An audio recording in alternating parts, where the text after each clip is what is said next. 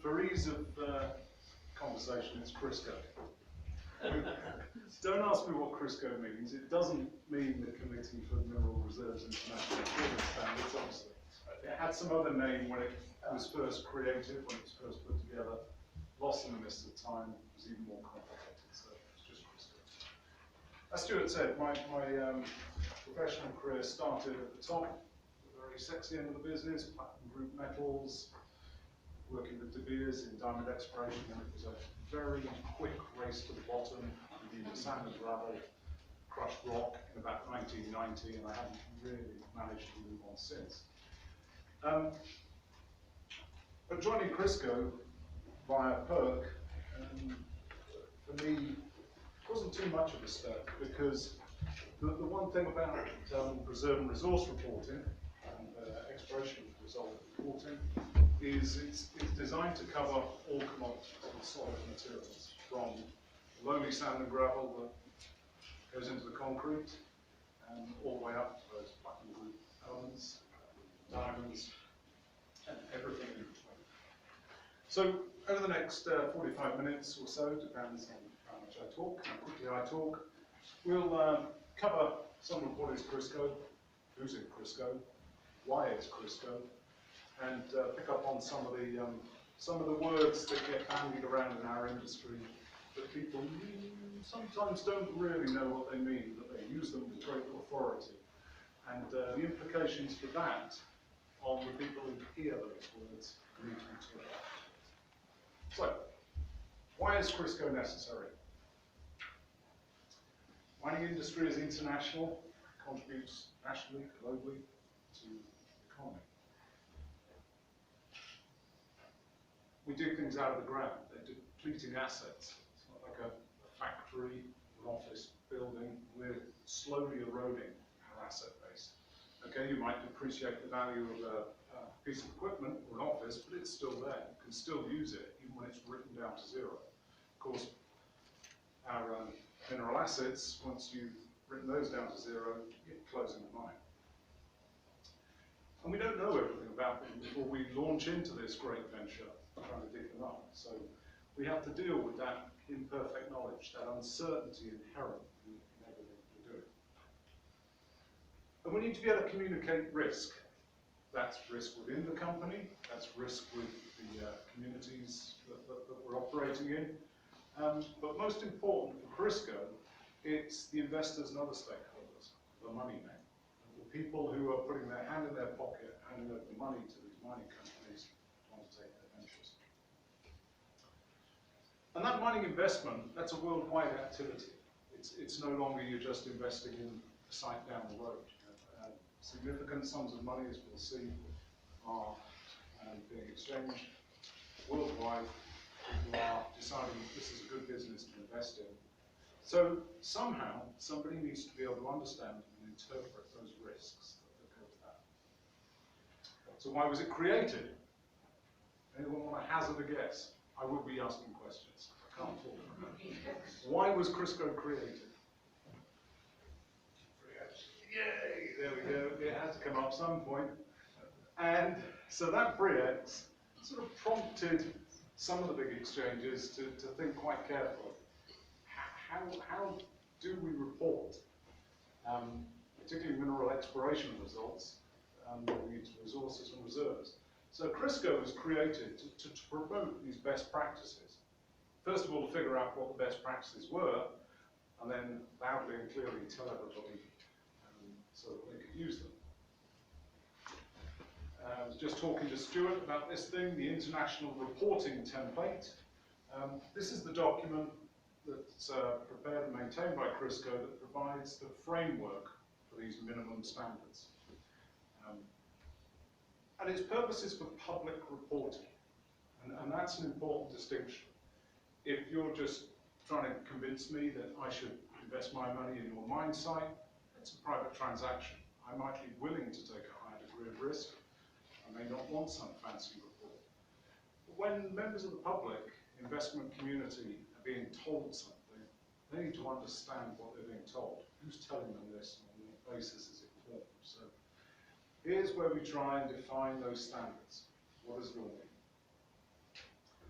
The definition, the template definition of a public report. Anyone care to hazard a guess as to what a public report is? Public. Yeah, it's public. But what does that mean? Anyone has free access to it. Yeah. What about Facebook? We've about 50 whatever grams per ton gold, and there's loads of it in the ground, and it's going to be a bonanza. Is that a public statement? Is it? It is. This is a public report. If you're making information available to the public about grades, concentration, quantity, making all these big pronouncements, somebody might take your word for it and be prepared to invest. So public reports are prepared to inform investors or potential investors or their advisors. And they can be anything. So they can be these nice, glossy, properly prepared company documents, quarterly reports, annual reports. Maybe they are just a press release covering some exciting new exploration target that's been discovered. But they can be anything. They can be website postings, something just on the company website. But they can be from individuals as well, particularly if you're acting on behalf of that company. Any public presentation. How many times have you sat in rooms and you've had presentations from Anglo or Barrick and they're talking about their latest project? That is a public report.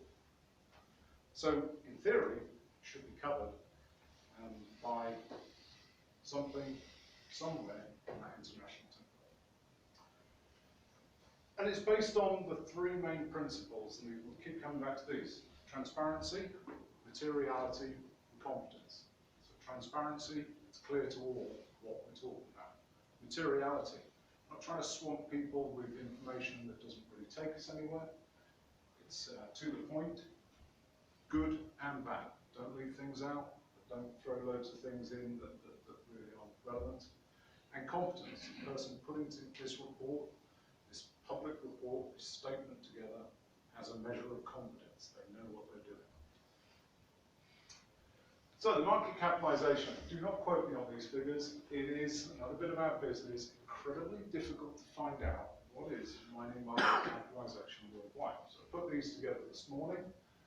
These are as close as I can get, and I don't believe the New York Stock Exchange one, because they tend to toss a lot of things into the minerals sector. I even found pharmaceutical companies turning up in there, probably people like Johnson & Johnson, because they dig a bit of talc up, so they'll put some of their market capitalisation on that. So, New York Stock Exchange, I think that number's overstated.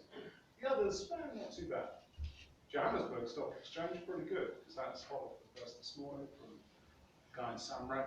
I was having trouble finding it, emailed him half an hour later. They came up with that number from Johannesburg Stock Exchange. Those are pretty big numbers. And interestingly, London is still well up there in the pack. If you ignore New York, because I really don't believe it, it's still punching above its weight for the size of the mining industry in the UK. So this point about investment, mining investments, they're not necessarily following the countries in which the activity is taking place. This is truly a global marketplace for making investments. We mentioned BRICS. Would you buy a gold mine from these guys? They look pretty confident. There's things on the wall behind them. Somebody at some point decided it was well worth investing in BRICS, going from there, $1 a share up to $280 a share, and down to zero in the space of about 6 or 9 months. Somebody decided what they were saying made sense, and we should have a piece of that. But earlier than that, a few grey hairs in the room. What was the other one earlier than this? Poseidon, yeah. Pour your money into nickel. That was the big thing. Vietnam War, everyone was using nickel. Price was rising a bit. Poseidon made their announcement of their new discovery, and everybody wanted a piece of that. It went much higher than $128 a share, it was like 260, 270. And didn't go all the way back down, because Poseidon did have a reasonable deposit, but there was a lot of hype around that deposit we started piling in. All the nickel companies all followed quite a similar path. So this bubble was created by the noises that people were making. So what CRIRSCO style reporting is trying to do is support confidence. We provide a common view, a common approach in helping identify the potential of the underlying asset. So when somebody's saying, this mine's going to be great, invest your money here, there's actually some substance that sits underneath that. They've had a long history of gestation and change. Starting really back in 1989, the first of the standards, JORC, produced their standard back in 1989. It wasn't called CRIRSCO then, it was just the JORC code. First attempt to get it going, but here in the UK, we weren't too far behind. IMM, forerunner to IOM 3. They produced the IMM code in 1991, so not long afterwards. And then various things happened. Interestingly, the reserves and resources, though, weren't defined on a common standard until 1997. So too late for BRIEX, because that was 97. But it wasn't until then that actually people agreed on the new standards. And you see JORC quite quickly after that changed their standards again, updated to take account of these new definitions for the first time. And then all the others started following quite quickly. So sitting there up until about 2002, there were the 5 main contributors to this. Australia in the form of JORC, SAMREC, South Africa, IMM code representing Europe, and the SME code representing United States, CIM for Canada.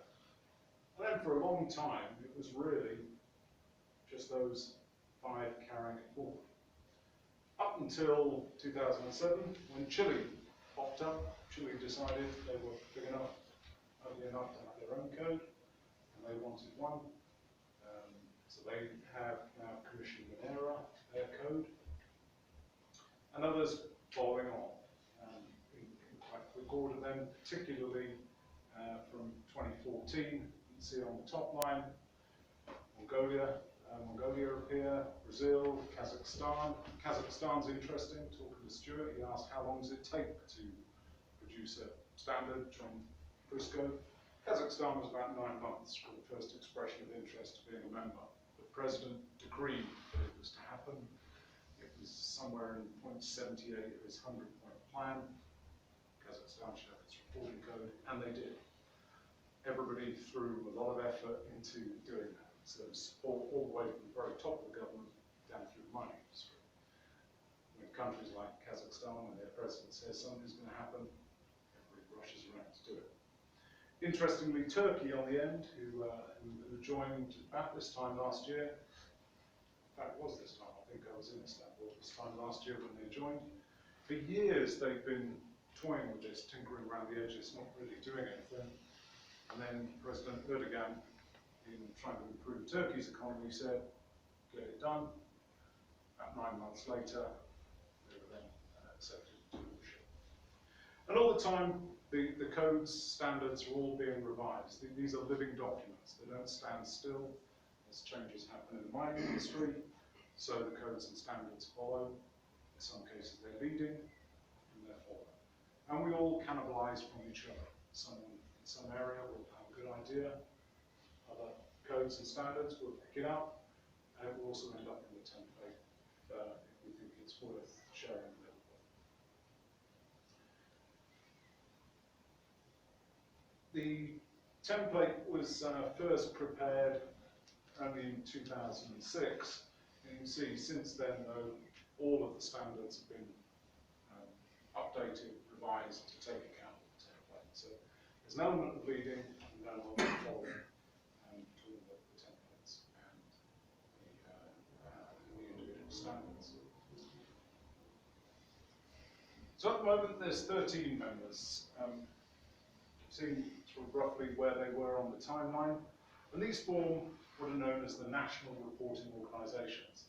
There's nothing we like more than a good acronym in CRIRSCO, so I'll throw a few more in as we go along. The NROs.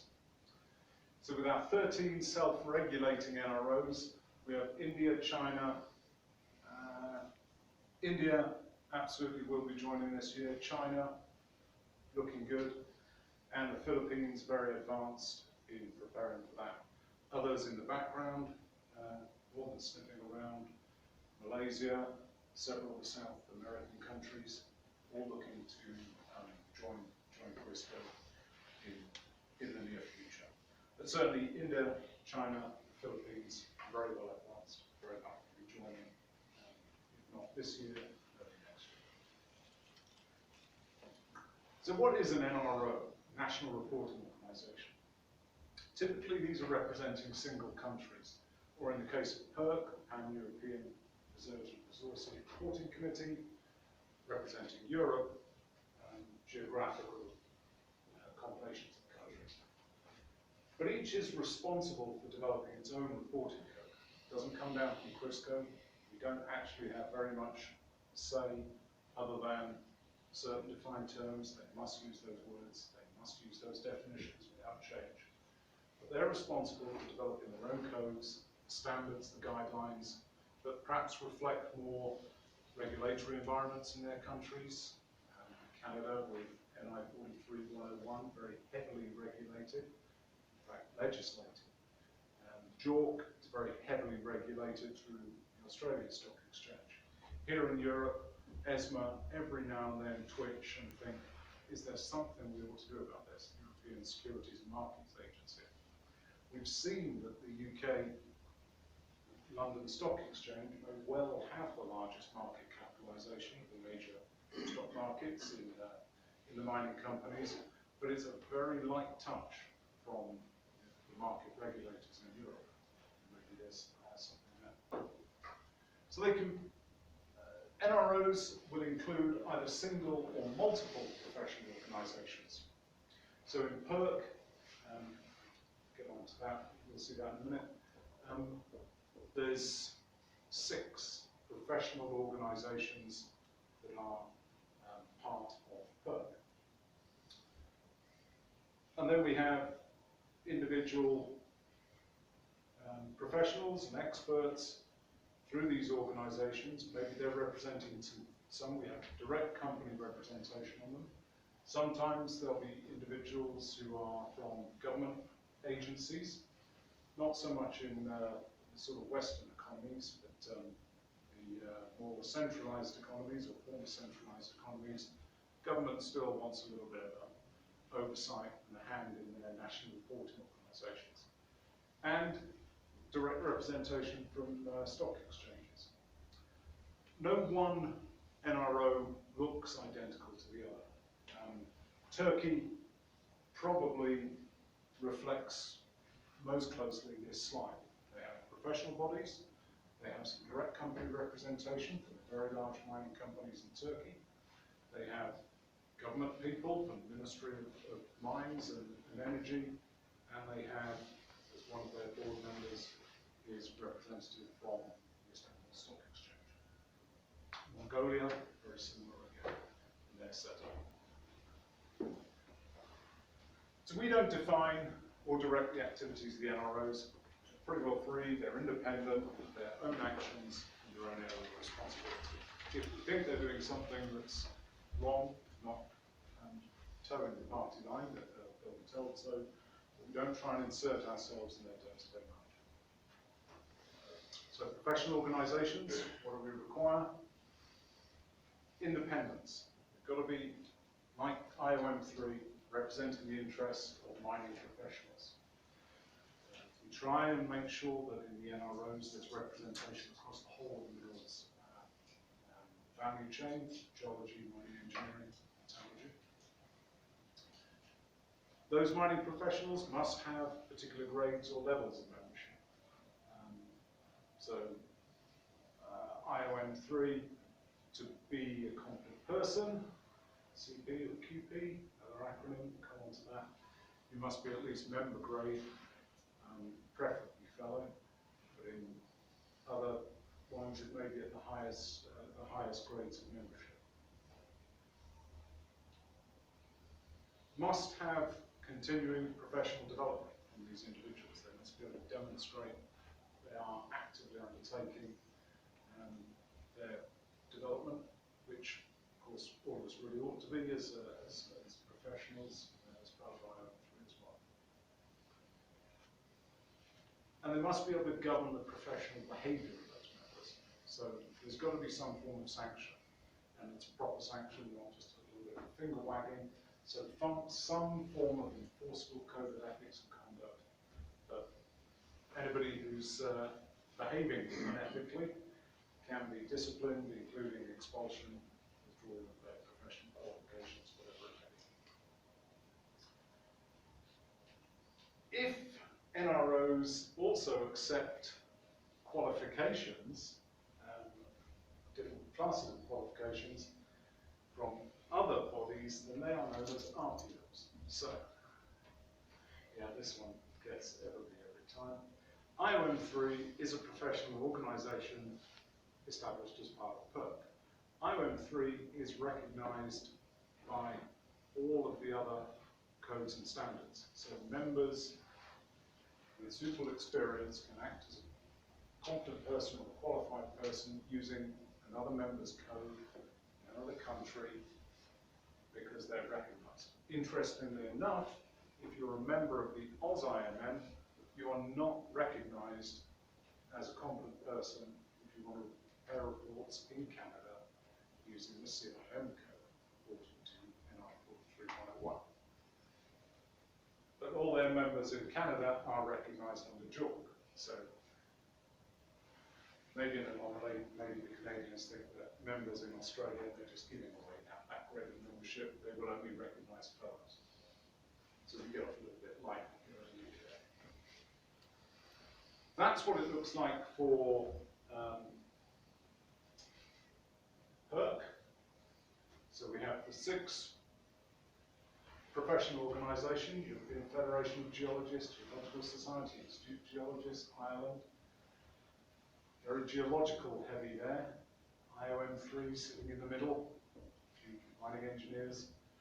Fenno-Scandinavian Association, they can be geologists, they've got a lot of metallurgists, which is good, and the Iberian Mining Engineers Board. It's not that well represented by mining engineers, which is a bit of a worry.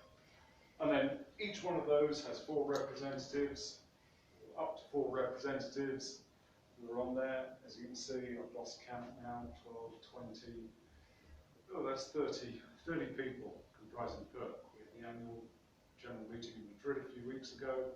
It wasn't a very big room, it was completely full, it was bloody hot, sitting there all day trying to talk about reserves and resources. So PERC sets the standards for public reporting in the markets in Europe.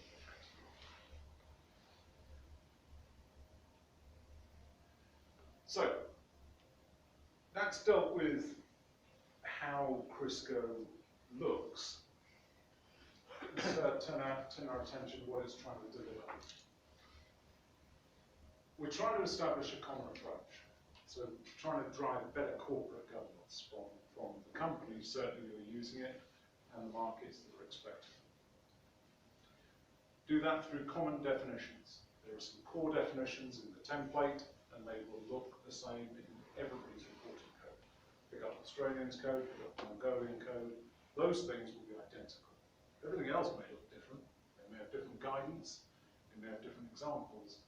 Core definitions are consistent throughout. There's a common measure of responsibility. There is now accountability for reporting. Somebody is signing that document. It's a competent person. It's their name on the bottom of that public report. And they have to give approval for that public report to be issued, as long as to be issued. So I'm acting as a competent person.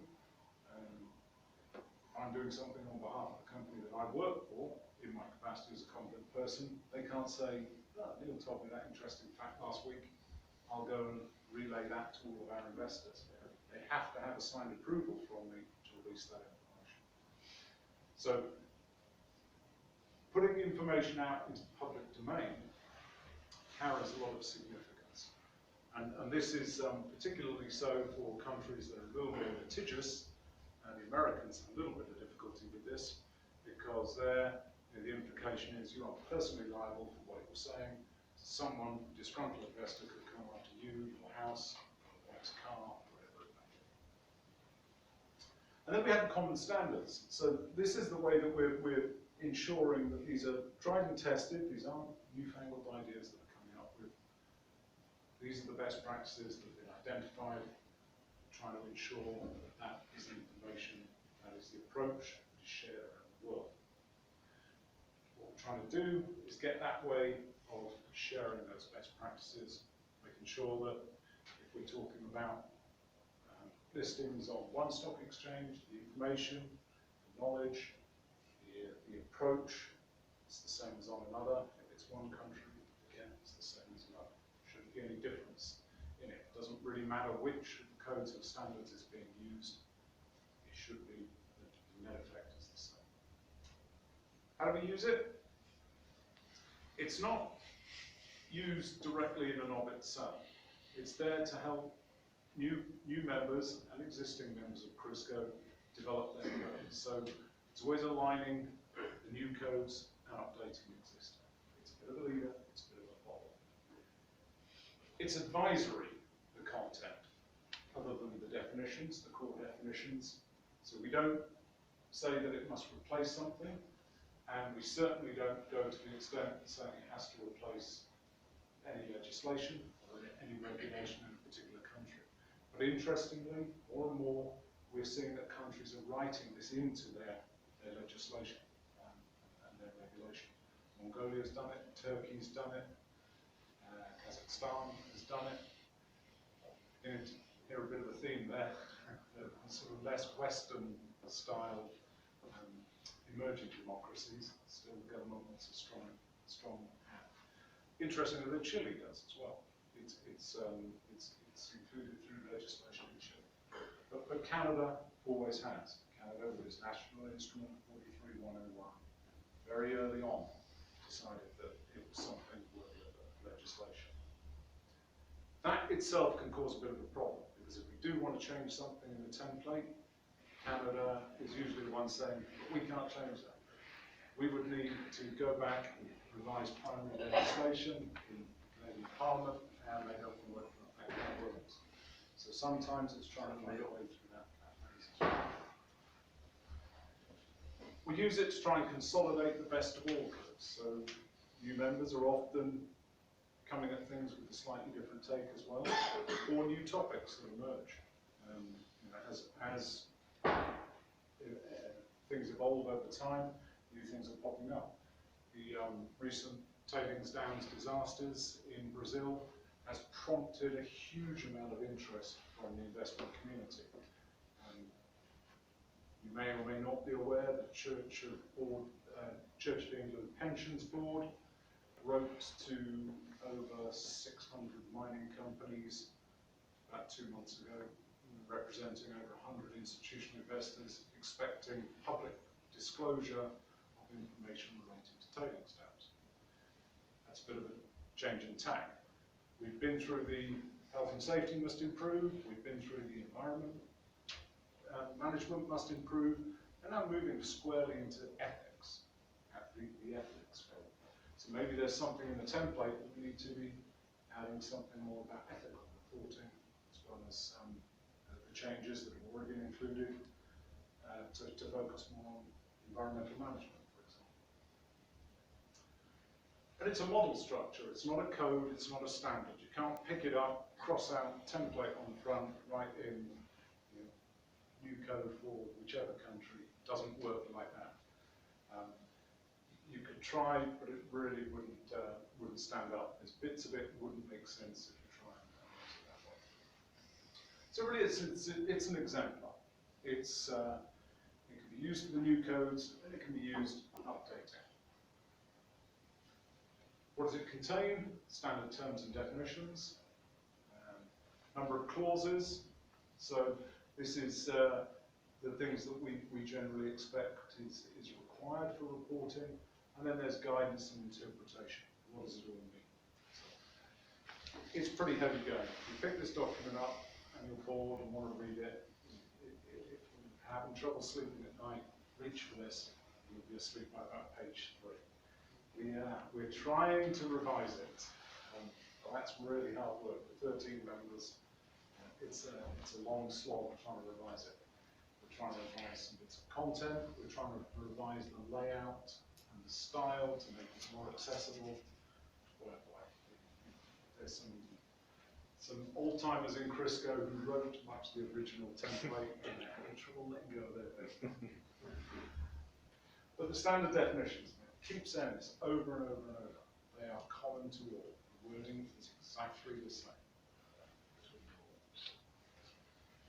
This is the heart of the template. If you stripped away the rest of it, this is kind of still sits in the middle.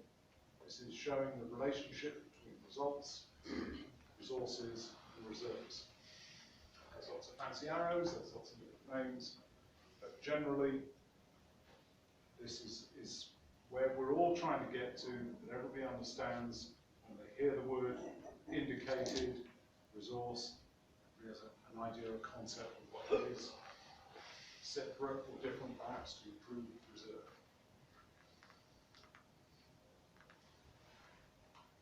Okay, so exploration results. Anybody want to just have a quick stab at what they think we mean by exploration results? You see the word exploration result in a public report, what does that mean to you? Does it mean anything? Okay. Assets? Very broad statement. Right. Exploration results. Yeah, yeah. From anything from some guy walking across a piece of land and picking up some minerals, through to scoping studies like that too. Okay. So we're all mining professionals and we're having trouble with it. Any of us money people? Any representing the investment community? Is that hand going up in the back? Yeah, that's right. There's always one. What do you understand when you see the word exploration result in a public statement, in a public report? Give it much attention. It's a statement of an estimate of the exploration potential. How vague is that? Pie in the sky. Yeah. This is, well, no, it's not quite that bad. You look at the UNFC classification system, they have unknown, undiscovered deposits. They have a whole category for that. So what the hell that means, but you can report against that if you're reporting using the UN framework classification system. That I really have trouble getting my arms around that concept. We don't know what it is and we don't know where it is, but we're going to report a number anyway. It's, as you say, don't give it too much attention, but it's sort of whetting people's appetites. Maybe there has been some work done, but it should never be a single number. It should never be a grade, it should never be a tonnage, it's a range. We walked over and we saw some interesting occurrences. You can include that, as long as perhaps you're not trying to put numbers into it. You're really just trying to set some sort of seed, set some sort of expectation. Definitely not trying to calculate any numbers from it. It can be, yeah, I highlighted the word, this is from the guidance, it might be of interest. So maybe investors automatically discount it.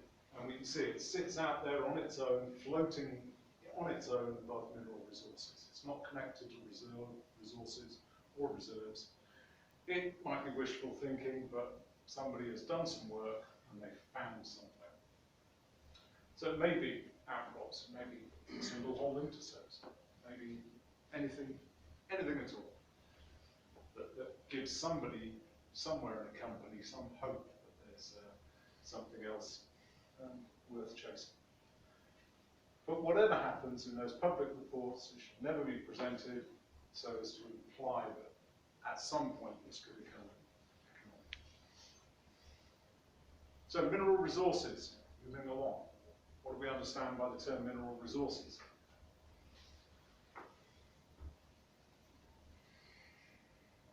This is just replacing the test at the end. We'll do it in a minute. Mineral resources. That have been drilled. Okay. Drill results. We drilled something. We've got some numbers this time. We can start putting numbers into it. Okay, now we're trying to apply a bit of science. We're not just relying on the geologist who stood there for the last 6 months and feels that he's got to say I've drilled something. But there has to be more than that as well, because you have to say that it has a reasonable expectation. Yeah. It's very important. Yeah. So it's not just numbers. Also, I chuck in a confused model. I've changed Sure you my would. model something. You know, you've got to Maybe. You've got to have some sort of justification, some sort of reason for being able to say, and the word was used, it's there in the definition, reasonable, a reasonable prospect of eventual economic extraction. Okay, so there will have been drilling, there will have been some preliminary thought about how do we get this out of the ground, is there a market for it? Not going too far down the line, maybe it is scoping study. But there is something there of interest, and the competent person thinks there is a reasonable likelihood that we'll get something out. And when we're talking about inferred, indicated, or measured, those are really modifiers that are giving us how much have we drilled, how much have we modelled, how much do we understand about it. So that's that level of increasing confidence. And this sketch map down below, the blue colour out in the corner, that's what they're saying in inferred. You can see it from the back, there's fewer dots in there, fewer drill holes. Maybe the spacing is much wider, maybe they didn't do so much sampling, but there's enough to infer that there's some measure of continuity. Moving into the red, at the highest level, measured, they're geologically very confident of the continuity, grade, quality, geological conditions. They can be known or estimated or interpreted from a big body of geological knowledge. There's still a little bit of black art in here, there's computer models, interpretation that has to go on. But what we're looking for is that confidence that if we say there's something there, it's likely to be there, and it's likely to be recovered. It's a reasonable prospect. It doesn't require a huge amount of study. We're not talking about doing feasibility studies at this stage, but there must be something that gives you that confidence, that preliminary. So maybe it's a little bit, it's mainly focused on the geology, but there's a little bit more has to be layered on top. It's a realistic inventory which, based on a set of assumptions, and we want to see those assumptions if someone's quoting the resource, this is what you may be able to get out of the ground. It's still not saying you will, it's still not saying that this project should go ahead, it's saying now you've got more confidence. Which takes us to reserves.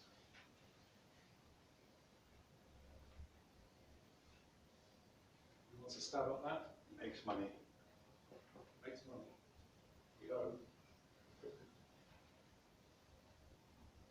Like I said, I come from the dirty end of the business. We've got lots of reserves that don't actually make us money, but we still dig them up anyway.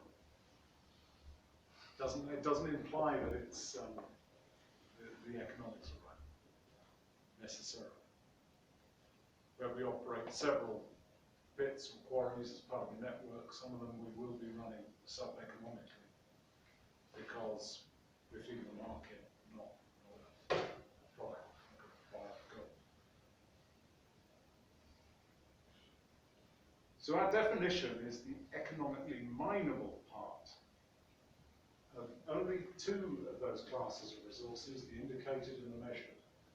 So what we're saying there now is that it makes sense to excavate these, or it can be done. It's economically mineable, doesn't imply that you'll make money selling it. A lot of mines do operate sub-economically for a short period. And here we have done studies at pre-feasibility or feasibility level. So we're saying now that these tonnages and these grades, we have the highest amount of confidence. This is where the investment community is likely to be most interested in the information that's being provided. They may be from operational sites, they may be pre-operational sites. But the important thing again here is these are not fixed in time.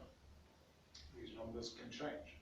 As new information comes to light, particularly as economics change, that economically mineable shell is going to move, and so the numbers, the total tons are going to move.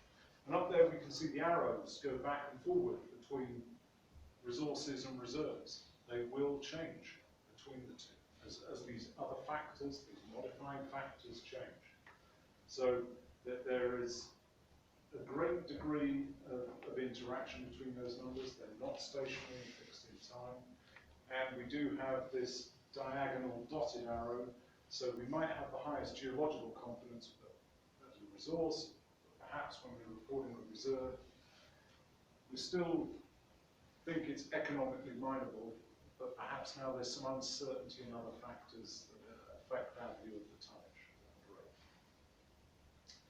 But the important thing is that at the time of reporting, extraction can reasonably be justified. So maybe it's not operational, maybe it is, but we're saying it is reasonable to assume that this project will and can go ahead. There's nothing to stop it going ahead. So we've demonstrated that it's viable under a reasonable range of assumptions, and we've taken account of a lot of modifying factors. Now here's where it gets interesting, because of course there's no one person that's likely to be able to do all of these things. Geologists certainly wouldn't want to be necessarily talking to them about gold recovery in the plant. So that competent person who's signing off on that report, maybe that's a geologist, but maybe they're having to involve a very significant number of other professionals working on their behalf.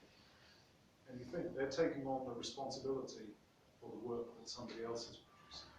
So often you'll see in these reports, although it may be approved by an individual as a competent person, they will have whole teams of others who are competent people in their own right, also working on various parts of that project to provide the information. So figure 1 was the heart of the template. The soul of the template is probably table 1. And this is, again, a much misunderstood part of the templates and the reporting codes. And if any of you have looked at table 1 in all of them, it's basically a checklist. It's a great big long list of things that should be addressed in the competent person's report. It runs for pages and pages. You don't need to read it all, I'll just put it up there. I didn't bother to put table 1 up there, it's so long. And it looks very different, actually, in all of the different codes and standards, because different countries adopt different approaches. What does seem to be emerging is the position that's taken by South Africa in that table 1.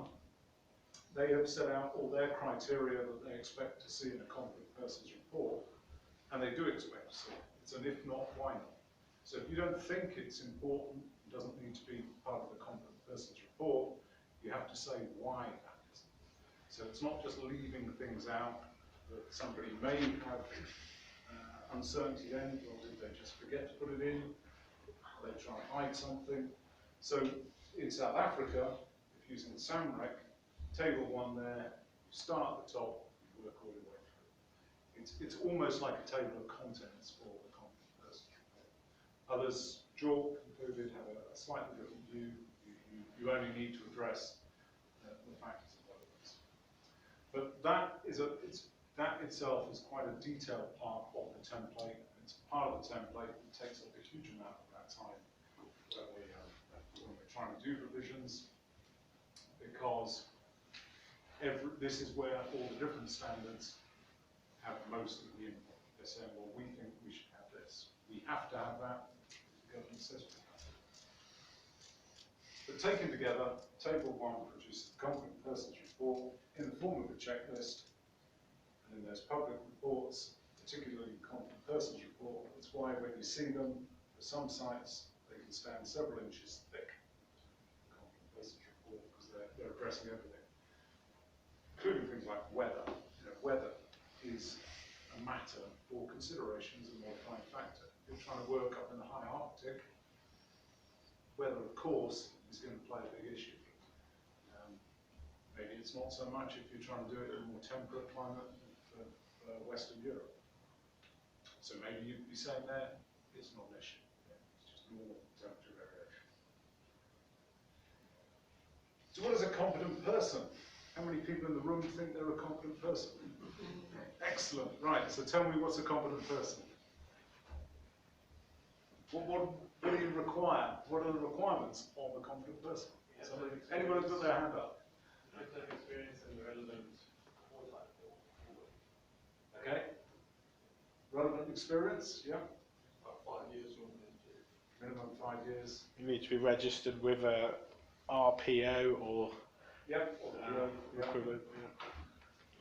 Right qualifications. Yep. Education level. Can't be on your own. Well, you can be, yeah. So, I think candidates is you to be have a member of a company rather than being an individual, and that's really 4311. Possibly. Canadians. Okay. I don't have a particular problem. I don't understand why that implies anything more better or worse. One that we often hear is competent people must be independent, without anyone actually defining what independence means. And they say, oh, we should be third party separate from the company. Well, the company I represent uses a lot of consultants to do some of that work, and do I trust them? No, I don't, because we pay them, and they know we pay them, and they want to make sure that we keep paying them and give us another job. So they really don't like saying things we don't want to hear. So, I question is a third party truly independent? Because maybe they want the next job from that company. If it is an individual, maybe that's their only source of income. But equally, if it's an employee, maybe it's Friday afternoon and they don't care, and they're not going to get A fired. lot of top expression reports are often high level management of the company who's doing the work, provided that high level manager meets those These criteria. requirements, yeah. These are not the things to leave to the recent graduates. It does depend what the competent person is reporting on, whether it be like for an IPO, in which case there can be strict rules about whether they're independent or not, or whether they're just reporting exploration results or upgrade of a resource, etc. So there's, in my experience anyway, the context to which they're working can affect it as well. So there must be a minerals industry professional, often a geologist or a mining engineer, somebody who's taking responsibility for the whole public. They must be active in the extractive industry. So having the 5 years experience, that's great. If it was 25 years ago and they've been doing something else, maybe you'd question that. And they may work locally only, they may be international. They should be a member of an RPO, if they're using their home code. So that means they must have a defined and accepted professional membership level and subject to those ethics disciplinary codes. So a minimum of 5 years experience. And this is some of the points that were being alluded to. It's got to be in the style of mineralization. So 30 plus years ago, I was poking around looking for primary diamond sources in the Kalahari. I couldn't do epithermal gold. Right now, I couldn't do diamonds either, because I'm not active in that industry. I haven't been for 30 years. You want to talk to me about sand and gravel? I was looking at that just this morning. I'll talk legs off a donkey about sand and gravel. Many people want it. So I'm okay with sand and gravel. The type of deposit. And here this gets a little bit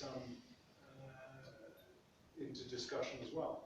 So, would you expect 5 years in every different type of style of mineralization, every different type of deposit? If perhaps somebody's expertise or experience is in one metal, but it's in a similar environment, does that carry across? So there's often a lot of debate there.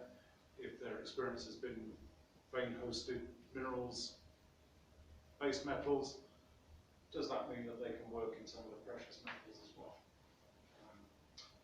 And the activity or area of technical input, so exploration results, upgrading resources to reserves or reserve statements. You can't have somebody who's only dealt with exploration results trying to produce a reserve statement.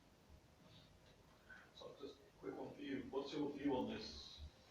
Things like the type of deposit style of mineralisation? Because I remember looking at Samrak in South Africa, there's a lot of arguments to sort of suggest that one bit's gold mine was different enough to another bit's gold mine, where the only person who actually had 5 years experience was the guy who'd been doing the resource and reserve work on a specific shaft. Yep. Do you throw it out or do you keep it in? Hang on to that thought, because that's what we're really saying. If you end up in a court, somebody's suing you for misrepresentation, fraud, whatever, can you face your peers? Can you face the opposition barrister and convince them that you were the right person as a competent person? And this is where it comes back to this ethics piece as well. You've got to know when to say no. I am not the person for that job. I should not be acting as a competent person. Don't understand the style of mineralisation. It's been 30 years since I worked in diamonds. Thanks for asking me, but I'm not going to do it on this occasion. It's down to the professional who's standing there and saying, actually, I shouldn't be signing off on this. So maybe the guy on the one shaft who's the only guy who can sign this off, if the rest of the industry accept that is the only guy who can do this, so be it. But that's the question that whenever anybody is asked to act as a competent person, should be the first thing they're asking themselves. Forget all the rest of it. I'm a member of a number of professional organisations. My qualifications are as long as my arm. But you can't let your ego get in the way of doing that, because when it goes wrong, you're going to end up in front of the disciplinary ethics committee of the professional body. You may end up in court. Certainly your name's going to get splashed all over the newspapers if it was big enough and enough people lost enough money. But they are obviously subject to any other restrictions that stock exchanges may impose, or regulators. So if there is one in Canada that says it can't be an individual, so be it. The US has a lot of trouble with people being asked to sign on an individual name basis. So they want them to just be signed on behalf of the company. And maybe you let somebody off the hook there, because how does a company demonstrate its competence? So, but yes, local exchange requirements or regulatory requirements may change some of these. I think it's Chile. It's Chile or Brazil, maybe even Mongolia. They've replaced the 5 years with 7 years experience.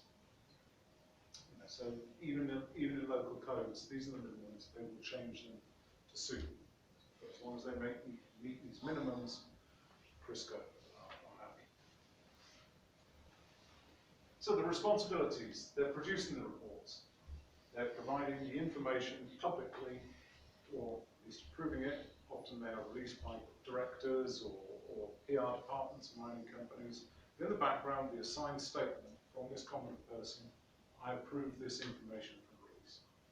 And included in the template, included in generally most of the standards, is a form of disclosure that the competent person will sign to say, I approve the release of this information. They're exercising their judgment in providing that information. What conclusions do we draw? What should be said publicly about the information that's being reviewed? Always that they're working to uphold those principles. And that what the purpose of providing information, late to avoid the early drinking, then? Yeah, absolutely. To enable that balanced and reasoned investment decision to be made. That's really why this information is being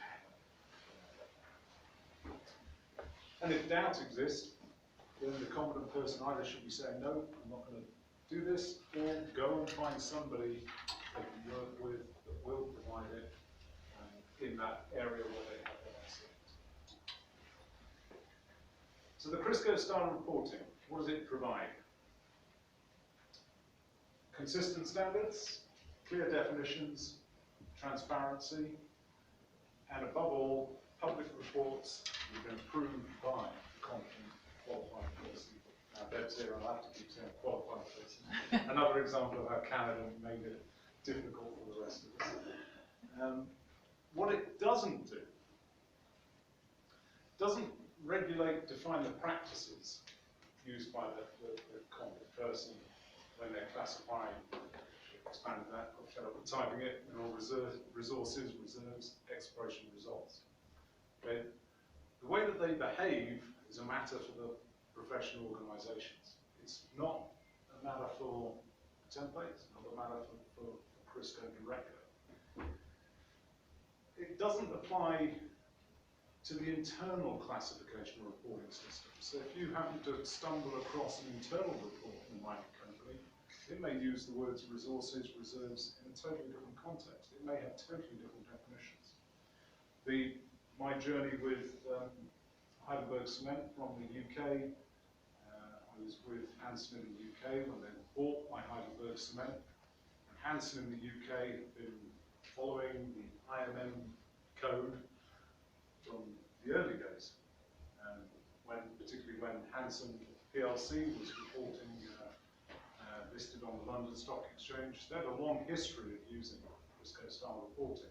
Heidelberg Cement came along and said, you don't need to do that anymore. Here's some crazy made up German definitions. And they truly were crazy made up German definitions. And when I was head of geology in Hanson in the UK, I said, forget that. We're going to stick with this internally. We are still going to be doing it to a recognised standard. We'll tell our overlords in Germany what they want to hear. These are the numbers we will run our business on in the UK.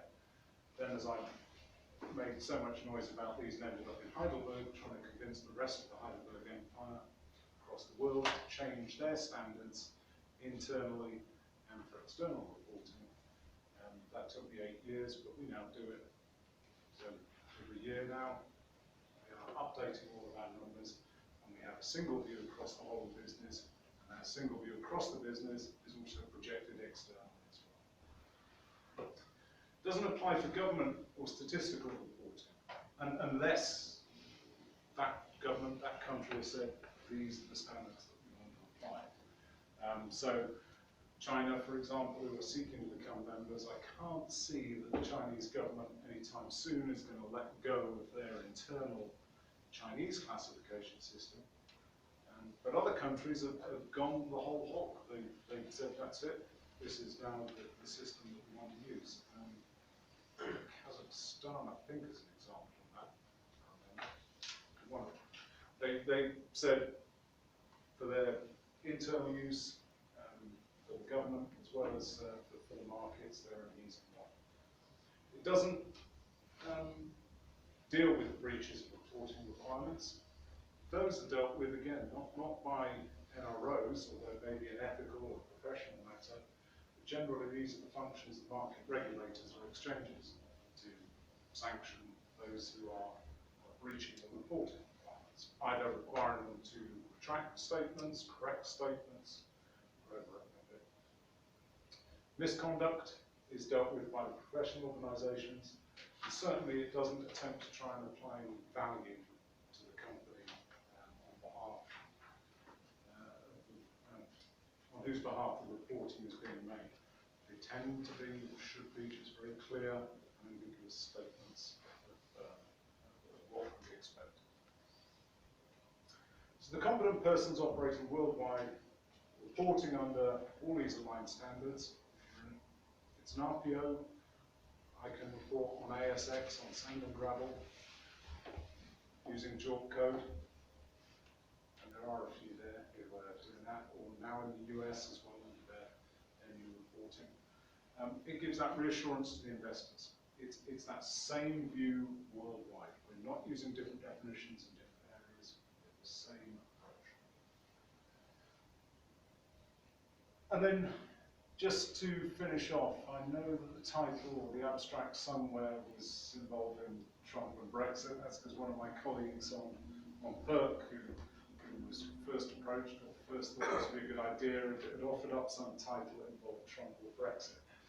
I could talk for an hour about Trump or Brexit, but I'll do it just in summing up. So, Trump and Brexit, how are they going to affect what we're doing? Actually, he's done us all right. With the SEC, there have been approaches to the SEC for decades to change in industry guidance note 7, which was dealing with reporting of reserves and resources on the exchanges in the US. Their definitions were so far out of step with everybody else. But finally, end of last year, Subpart 1300 of Regulation SK of the Securities Act of 1933, effectively rewriting the rules for disclosure and recognizing that they are aligned with the CRIRSCO reporting standards. So, thank you, President Trump. I won't complain too much about that. He's done a lot of other mad things, but maybe under his leadership, but I don't think so. I think it was all happening before. But let's give him the credit. Let's give him some credit. And then Brexit. Actually, interestingly enough, last year I was approached by the FCA to discuss the changes that should be made perhaps in the disclosure requirements for mining companies under the new EU prospectus regulations. So the UK is being asked to front that part of rewriting these European rules. And this was, of course, 2 years after the infamous Brexit vote. So maybe ESMA still recognise and realise that London is going to remain an important market when it comes to mining equities, even after Brexit, if it ever happens. My take on that, markets are forward-looking. Trump and Brexit, they're past news. There may be, other than the mad things he might do occasionally, or the hiccups we keep having along the road to Brexit, maybe the markets have dealt with that. They've got over the shock, and they're now looking for the next thing. But certainly, I think those recent regulatory changes, or emerging regulatory changes, definitely supporting and favouring the CRIRSCO position. Thanks.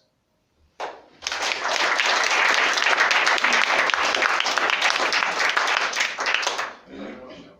I think for a lot of us, the CRIRSCO standards, as with JORC and CIM, all become blurry into just that graphic of exploration results into resources and across the reserves, maybe remembering that you can't lie to the public. Added on to that, and then somehow stretched out into a multiple 100-page document. But going forward, the countries that are beginning to, or joining the member states soon, why no more from Africa? We see a huge number of skilled people in all the technical fields and in the non-technical fields emerging in Africa, and a proportion of increased local employment rather than consistently having Canadians, South Africans, Australians operate companies out there. Why no more governments signing up to CRIRSCO? I think it's there's a couple of things from that. We've been approached recently by the West African Institute of Mining and Metallurgy. I'm not sure it's necessarily directly affiliated with the IMM, but that's what they're calling themselves. Looking to produce a reporting standard for West Africa. So fairly encouraging news.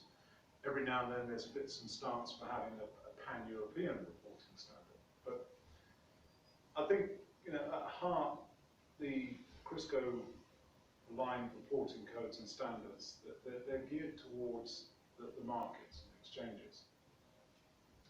Johannesburg, 54 billion of mining market capitalization. Are any of the other markets in Africa going to be big enough to attract that sort of market capitalization? Miners in West Africa are listed Toronto, London, Australia, Joburg. You know, they're going to suddenly swap and have it on Nigeria or in Ghana, for example.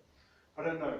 I probably the bigger change in Africa will be that they'll fall in line with UNFC, United Nations Framework Classification, but at a governmental level across Africa. So they start all recognising their mineral potential in the same way, which may then lead to other countries being interested. But every now and then we get a twitch from Mozambique, has been sniffing around for a while. But it's hard for them to progress it as well. I think when the market interest in those countries isn't necessarily quite so high. Any other questions? Well, actually, sort of an observation on that. You have to go to work in Indonesia, joint listing IPO. Indonesia, London,